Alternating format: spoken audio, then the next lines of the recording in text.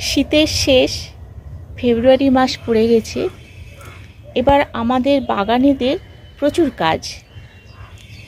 যেসব গরমের ফুল গাছ বা ফল বা সবজি যাই আমরা লাগাই না কেন, আমাদের এই সময়টা হচ্ছে গাছপালার ভীষণভাবে যত্ন নেওয়ার সময়। এই সময় কি করা দরকার? দেখুন গাছগুলোর কীরকম অবস্থা হয়ে আছে। এই অবস্থা থেকে এদেরকে এবার ঠিক মতো জায়গায় ফিরিয়ে আনা। অর্থাৎ গরমকালে এইসব গাছ ফুল, যেসব গাছ আর কি ফুল দেবে, সেসব গাছগুলোর একটা আলাদা যত্নের দরকার। সেই সব যত্ন প্রসঙ্গে আসব। আমি এখন নিয়ে এসেছি আমার কাছে একটা অ্যারোমেটিক জুই বা বুদ্ধ জুই বা ক্লিমেটিস, যেই নামেই ডাকা হোক না কেন, এই গাছটাকে এই সময় কিভাবে যত্ন করতে হবে সেই বিষয়ে নিয়ে আমি আজকে আমার আলোচনা, এই ভিডিও। নমস্কার বন্ধুরা, আমি সোনালি। গ্রিন থাম চ্যানেলে আপনাদের সকলকে স্বাগত এবং অনেক অনেক ভালোবাসা। আশা করি আপনারা সবাই ভালো আছেন এবং আপনাদের বাগানের গাছপালাও খুব ভালো আছে। দেখুন এই গাছটা অযত্নে পড়েছিল এতদিন, কারণ শীতকালে এইসব গাছের কোনো মাটি খোঁড়া বা গাছের কোনো কিছুই করা যায় না, যেহেতু ওদের ডরমেন্সি পিরিয়ডটা চলে। সেই জন্যে এই গাছের মধ্যেও অনেক আগাছা জন্মে গেছে। আমার প্রথম কাজ হলো এই গাছের মধ্যে যেসব আগাছা জন্মেছে সেইগুলোকে ভালো করে তুলে ফেলা, এবং তার সঙ্গে যেটা করব সেটা হচ্ছে এই টবটা আমি পরিবর্তন করে দেব, করে আমি নতুন টবে এই গাছটাকে বসাবো। এইটা যেহেতু একটা লতানো গাছ, সেই জন্যে এটা যে অবস্থায় ছিল আমি সে অবস্থাতেই রেখে দিয়েছি, সেই অবস্থায় আপনাদের কাছে নিয়ে এসেছি। এইটাকে আমাকে সব কিছু পরিবর্তন করতে হবে, কারণ এটা লতানো গাছ, এটার জন্য একটা ভালো সাপোর্টের দরকার হবে। আর গাছটাকে ভালো করে পরিষ্কার করতে হবে, টব পরিবর্তন করব, তার সঙ্গে সফট প্রুনিং আমি করে দেব। যতটা প্রুনিং করার দরকার সেটা আমি আপনাদের দেখিয়ে দেব। এখানে দেখুন প্রচুর শুকনো ডালপালা হয়ে গেছে, তো এবার ফুল ফোটার সময় হয়ে এসছে। এই সময় আমাদের প্রকৃত যত্নটা নেওয়া উচিত।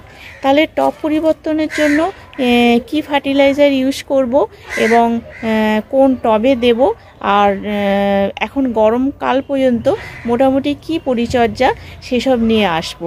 এই গাছের ব্লুমিং টাইম হচ্ছে মোটামুটি মার্চ থেকে সেপ্টেম্বর পর্যন্ত ফুল দিতে থাকে। প্রচুর ফুল পেতে গেলে এই গাছটায় কিন্তু এই সময় যত্নটা করে নেওয়া দরকার।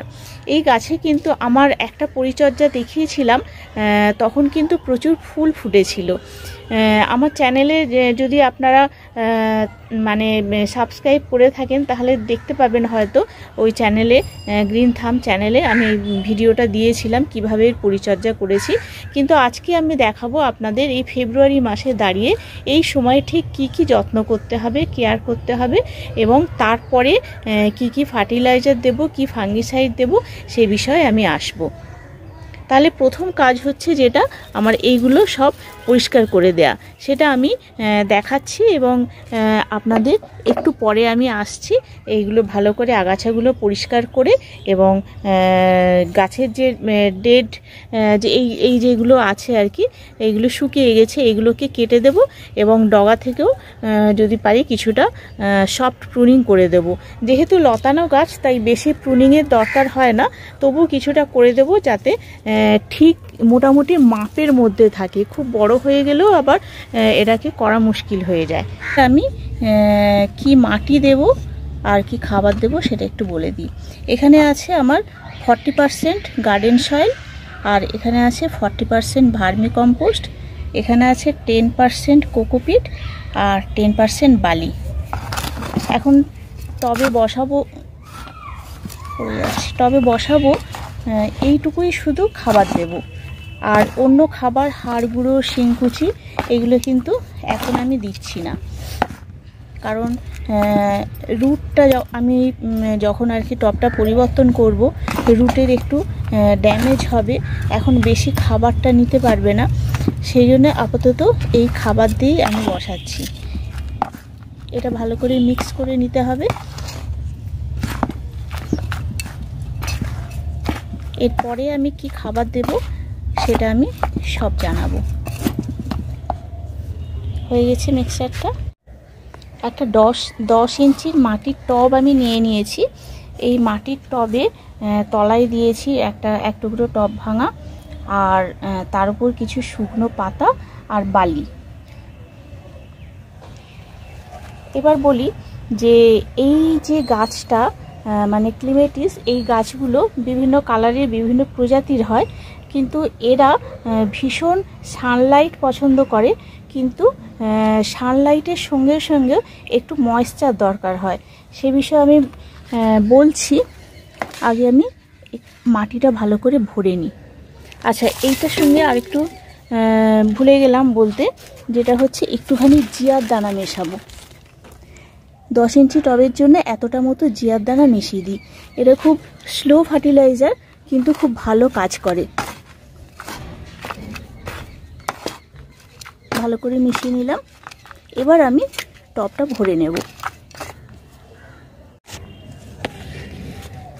দেখুন, আমি গাছটার প্রুনিং করেছি, মানে ডালে প্রুনিং করেছি, তার সাথে শিকড়টাও কিছু সাইড থেকে কেটে দিয়েছি। আমি প্রুনিং করার পর ওই টবটা যেটা দেখালাম সেটা পরিবর্তন করে আরেকটু বড় টবে দিলাম, 12 ইঞ্চি টবে, কারণ দেখলাম বেশ রুট অনেক বড় হয়ে গেছে, ওই টবে ঠিক মানাচ্ছিল না, আর একটু বড় টবের দরকার। এবার এর এখানটা এই সময়ই আর কি এরকম একটা, যেহেতু এটা ভাইল, এরকম একটা লাঠি দিয়ে দিলাম। এরপর এই চারদিক থেকে এভাবে মাটি ভরে দেব।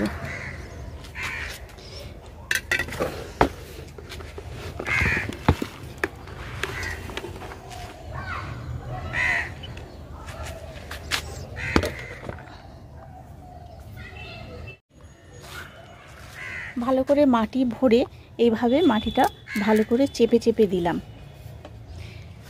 যাতে এখন এর ভেতরে বায়ু থেকে না যায়। এবার আমি ভালো করে গাছে জল দিয়ে দেব।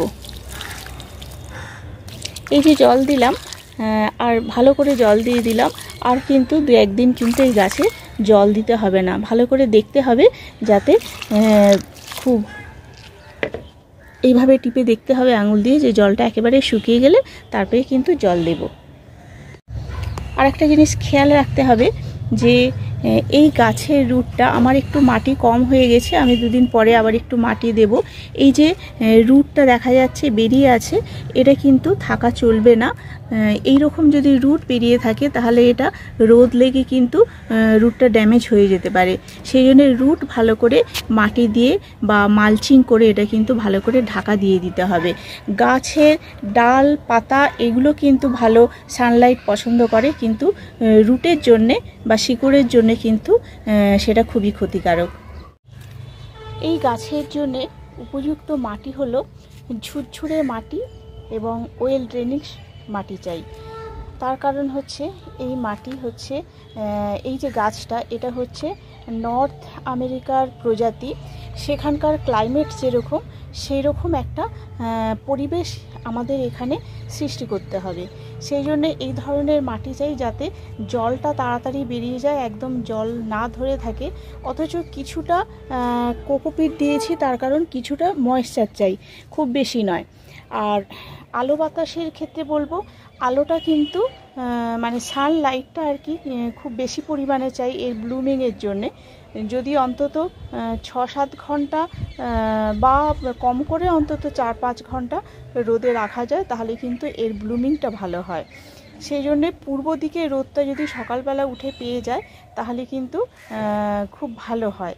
আর একটা জিনিস যেটা হচ্ছে, রোদ তো খুবই দরকার, সানলাইট, কিন্তু এই যে টবটা আছে এই টবটা কিন্তু কখনোই একদম মানে একদম ছাদের উপর কিন্তু এটা বসিয়ে রাখা যাবে না। তার কারণ হচ্ছে এই রুট খুব সেনসিটিভ, এই রুটটা যদি খুব গরমের মধ্যে থাকে তাহলে কিন্তু গাছটা আস্তে আস্তে মরে যেতে পারে। সেই জন্যে এরকম কোনো একটা টেবিল বা যে র্যাক পাওয়া যায় বা টব স্ট্যান্ড যেগুলো, তার উপর এটা রাখতে হবে। সরাসরি মাটির হিটটা নিলে তাহলে শিকড়ে কিন্তু ক্ষতি হয়ে যায়, কিন্তু প্রচুর সূর্যালোকের মধ্যে রাখতে হবে এই ব্লুমিংয়ের জন্যে। আর ময়েশ্চার পছন্দ করে। সেই জন্য এই গাছটাকে যখন প্রচণ্ড রোদ পড়বে, মানে মে মাসের দিকে, মে জুন মাসে, তখন কিন্তু এই যে মাটিটা, সেই মাটিটার উপরে কিছুটা মালচিং করে দিতে হবে। খড় বা ছোবড়া যাই হোক দিয়ে মালচিং করলে প্রচণ্ড গরমে তখন কিন্তু এই গাছটাকে বাঁচানো যাবে। এইটুকুই হচ্ছে এর পরিচর্যা। আলো বাতাস বললাম, ময়েশ্চার বললাম, টেম্পারেচার কীরকম হবে সেটা সব কিছু বললাম। জলটা দিতে হবে যখন পুরো মাটি একেবারে শুকিয়ে যাবে, সেরকম একটু ভালো করে আঙুল দিয়ে দেখতে হবে যে মাটিতে জল আছে কি না, ময়েশ্চার আছে কি না, সেটা দেখেই কিন্তু দিতে হবে। এটা কিন্তু ওয়েল ড্রেনিং সয়েল না হলে ভালো হয় না। আর মাটিটা নিউট্রাল পছন্দ করে, নিউট্রাল পিএইচ আর কি, সেই ধরনের মাটি দিতে হবে। নতুন গার্ডেন সয়েল দিলে খুব ভালো হয়। এই যে টব পরিবর্তন করলাম, আমি এতে নতুন মাটি দিয়েছি, পুরনো মাটি বাদ দিয়ে। আর কিছুটা শিকড় সাইড থেকে কেটে দিয়েছি, যার ফলে ছোট টব তো, এই টবের মধ্যেই গাছটা বড় হবে।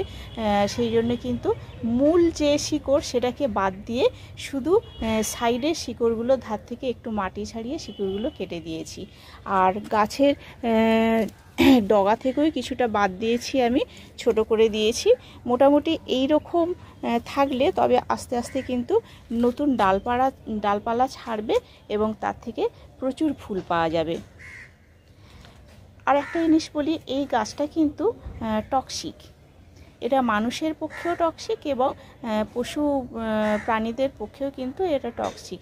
সেই জন্যে এই গাছটাকে কিন্তু একটু সাবধানে আমরা যখন টব চেঞ্জ করব, এই গাছের যদি রস লাগে হাতে, সেই জন্য গ্লাভস পরে পরাটাই খুব ভালো আর কি।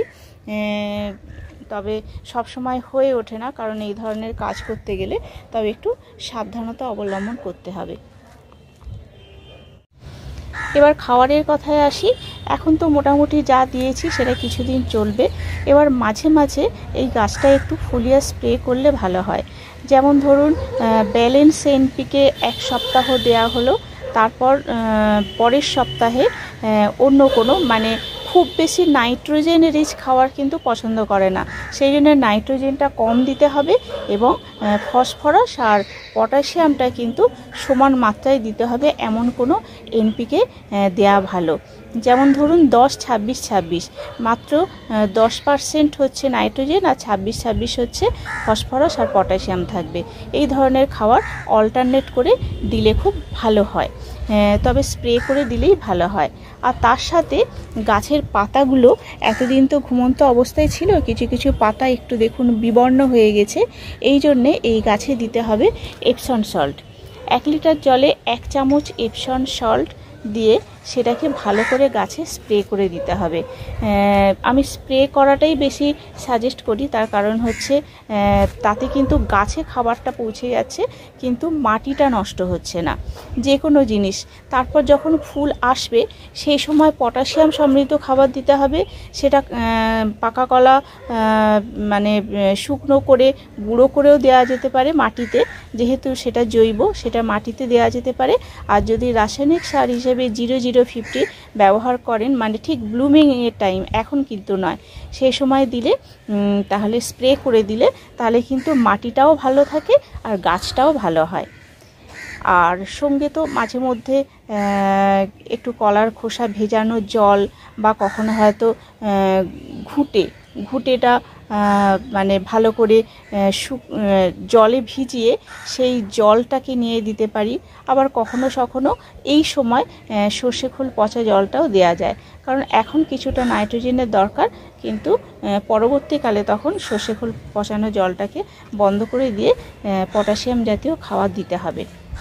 এই হলো ঘুরিয়ে ফিরিয়ে এর খাবার। রাসায়নিক খাবারও বললাম আর জৈব খাবারও বলে দিলাম। এছাড়া আর কিছু পরিচর্যা এর নেই। এবার যে বিষয়টা আসছি সেটা হচ্ছে এর রোগ পোকা হয় গরমের শুরুতে, দেখবেন সব গাছেই একটু বেশি বেশি পরিমাণ রোগ পোকার আক্রমণ ঘটছে। তো আমি গাছটায় কালকেরই আমি ফাঙ্গিসাইড দিয়েছি। এরকম প্রত্যেক সপ্তাহে অর্গানিক ফাঙ্গিসাইড আপনারা দিতে পারেন। এছাড়া যে কোনো মানে ব্যাবিস্টিন বা আমি দিয়েছি রেডোমিন গোল্ড, এই ধরনের ফাঙ্গিসাইড আপনারা দিতে পারেন।